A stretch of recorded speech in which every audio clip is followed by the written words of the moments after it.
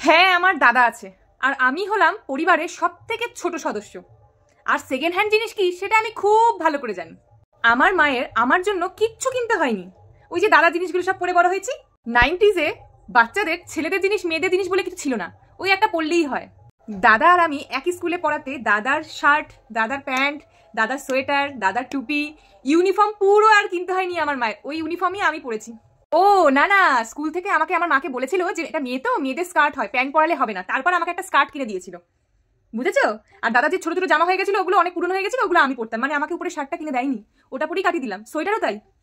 একটা স্কুলের pencil box অব্দি আমাকে কিনে দেয়নি। ওই যে দাদার আছে, একটু ভাঙা কিন্তু ইউজ কর, নতুন তুই পরে কিনবি। দাদার আছে, তুই এগুলো কি ফেলে দেবো নাকি? তুই ইউজ কর না। পেন্সিলটাও দাদার এইটুকু আছে, ওটুকু দিয়ে দিয়েছে। তুই এটা দিয়ে লেখ, বড় পেন্সিলে লিখতে অসুবিধা হবে। আর রাবারটা তো পেন্সিল দাদা নিশ্চয়ই যে হয় না এরকম করে ঘুরিয়ে দেয়, ওগুলো তো সবাই করেছে।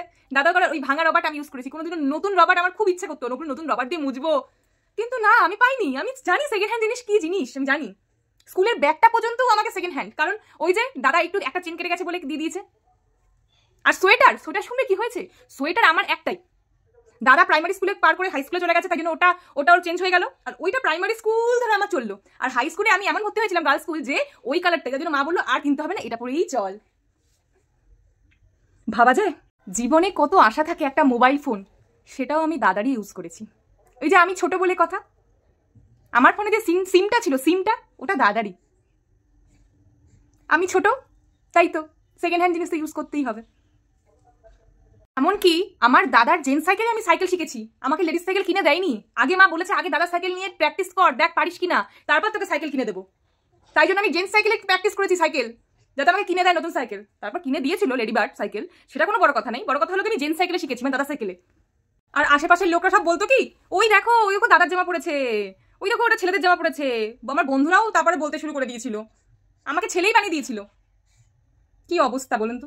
আর আমার মা এগুলো শুনতে চাইতো না, বুঝতে চাইতো না। একটু বড় হওয়ার পর আমার দাদার যেই জিন্সের প্যান্টগুলো হতো না, সেই জিন্সগুলো আমাকে রেখে দিয়েছে। সেগুলো এই পরে দেখ তো, এগুলো তোর হয়ে যাবে, পরে দেখ না। আরে জিন্সেরই প্যান্ট তো, কি আছে, মেয়েরাও পরে, মেয়েদেরও তো তুই তো এমনিই পড়িস, এগুলো পরে কিছু অসুবিধা নেই তো। কেমন লাগে বলুন তো। আমার মা মানে আমার পিছনে পুরো আমার ছোট থেকে বড় হওয়ার পরে রয়েছে, দাদা জিনিসগুলো তুই ইউজ কর, দাদা জিনিসগুলো তুই ইউজ কর। আর আমার দাদা সব নতুন নতুন জিনিসগুলো ইউজ করতো। তোমাদের বাড়িতে কি এরকম কেউ আছে? মানে আমি একটু বড়, মানে ক্লাস 7-এ পড়ি, তখন আমি একটু মেয়েদের জিনিস পড়তাম। আমি এত বছর ধরে সব ছেলেদের জিনিসই পড়েছি। হ্যাঁ, কিছু কিছু জিনিস মেয়েদের ছিল, ফ্রক ছিল, একদম ছিল না তা না, ছিল, কিন্তু দাদা জিনিস বেশি ছিল। তুই দাদা জিনিসগুলো পড়। এগুলো কি করবো বল, এগুলো কি নতুন নতুন আছে, এগুলো দাদা তো অনেকদিন, তুই একটু কদিন পর তারা ছেড়ে আরে জামা কোনো ছেড়ে, জামা একটু রং ওঠে খালি, এগুলো কে বোঝাবে? রং উঠলে কিচ্ছু হবে না, তুই পড় না, কিচ্ছু হবে না। কি করে আমি মাকে বোঝাতাম বলো তো? তখন তো ছোট যে তখন তো থাবে আমাকে বকতো, আর মানে মারতো। আমি ঠিক আছে পড়ি দাও, তখন কাঁদতে দাদা জিনিসগুলো পড়তাম। মানে আমি ছোট বলে এইরকমই হয়, মানে আমি জানি না এরকম কার সাথে হয়, কিন্তু আমার সাথে এরকমই হয়েছে। মানে আমরা যারা ছোট বাচ্চা, ছোট চাইল্ড ছিলাম, মানে ছোট, মানে আমি ছোট ছিলাম, আমার দাদা ছিল, মানে দাদা, মানে এরকম হয়েছে আর কি। তোমাদের সাথেও কি এরকম হয়েছে? তাহলে অবশ্যই কমেন্ট করো, জানিও, আর ভিডিওটা অবশ্যই শেয়ার করো।